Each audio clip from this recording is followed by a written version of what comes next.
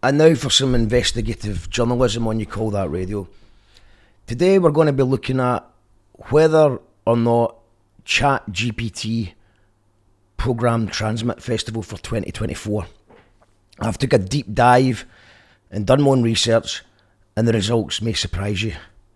The suspicions began when I had a look at the headliners, and then the more I read, the more I wondered.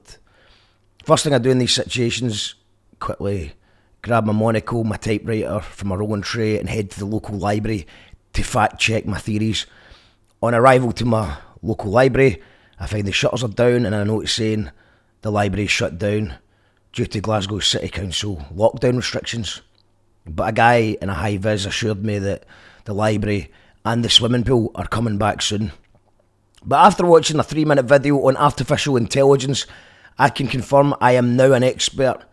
I now proudly hang up my framed AI YouTube degree next to my crypto YouTube diploma and my BA in medical science that I picked up in 2020. Anyway, it turns out that the TRSMT lineup is not at all computer generated, but perfectly calculated by human beings to make as much money as possible and give their fans what they want.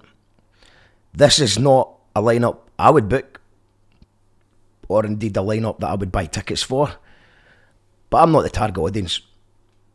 Everyone I know hates the lineup. Everyone. Basically everyone. But everyone who's a TRSMT regular loves it and is excited about it. Young people go to TRSMT, and young people want music from previous decades, it seems, with a few exceptions.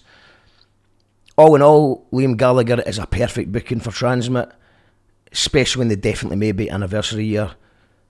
The gloss is a wee bit taken off by the fact that he's playing a sold-out Hampden Stadium a few weeks before, but people who love Liam Gallagher would see him every week if they could. TRSMT fans will love Liam Gallagher. That's facts. The internet's made the sort of state of the music industry just now. There's many successful artists that can sell out the likes of the Academy, but no one's really breaking through on a global, cultural, mainstream level anymore, because television's dead, tabloids are dead, and everyone is on social media being fed their own separate worlds based on their specific likes so that corporations can sell you stuff. In Scotland, there's maybe one exception to the rule, and that is Gerry Cinnamon.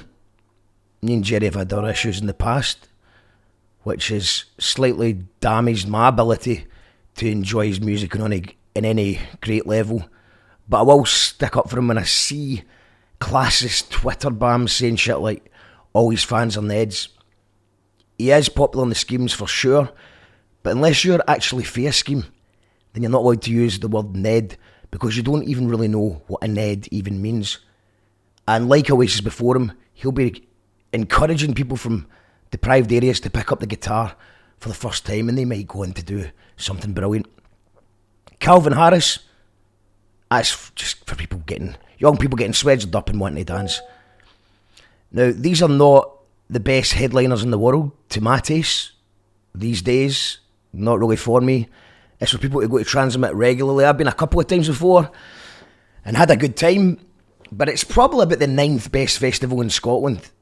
It's probably in the top 10 best festivals in Scotland, but there is a lot of things that I prefer. Many things that I prefer. The way things are going, I expect a lot of independent festivals to die out soon as they're losing money hand over fist. TRSMT will survive for two reasons. One, they have the finances to survive a tough time, but also they're not really in the business of taking artistic risks. They want to sell tickets, and they will sell tickets.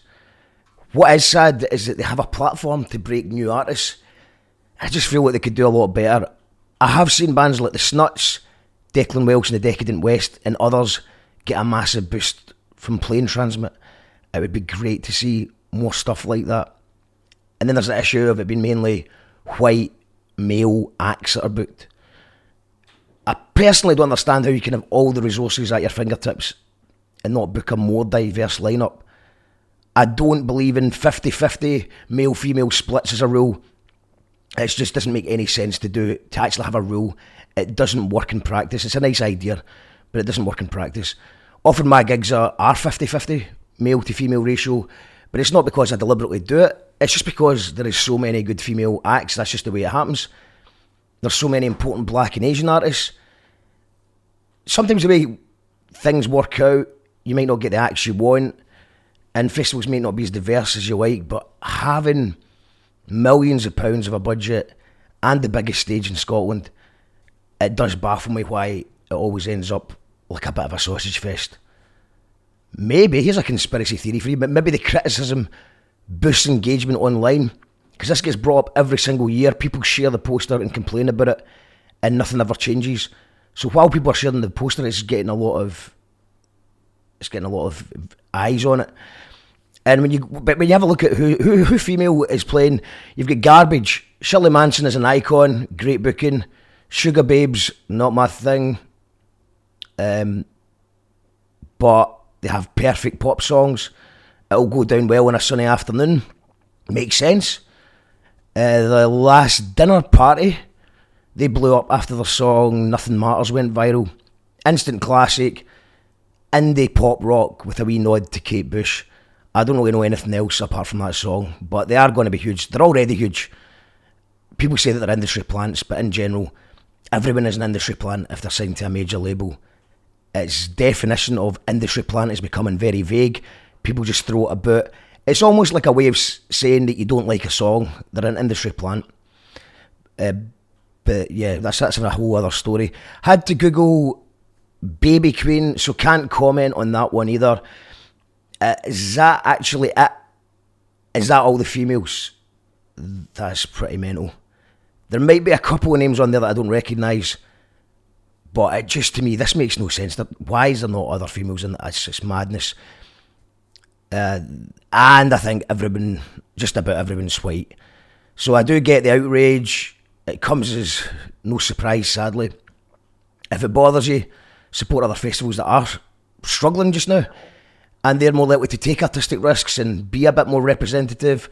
I could suggest Lindisfarne, Bearded Theory, Kelburn, Eden, Knockengorrick, Gal's Adventures, Boomtown, Solace, Belladrum, Butefest. I'm sure all of them could also do better, but I do know that I think most of them that I know well enough, they are trying, and the majority of them, with maybe the exception of Boomtown, have far, far less resources to make those perfect bookings in a perfect world. But there is an element of, sometimes it feels like when these conversations come up, it does seem sometimes to stem like it's coming from, why aren't they booking me? Why aren't they booking my friends? But there's genuine concerns, and you can tell who's being real and who isn't. You can tell. And on that note, I would like class to become a discussion when festival lineups drop. How many artists are working class? Can we make that a thing?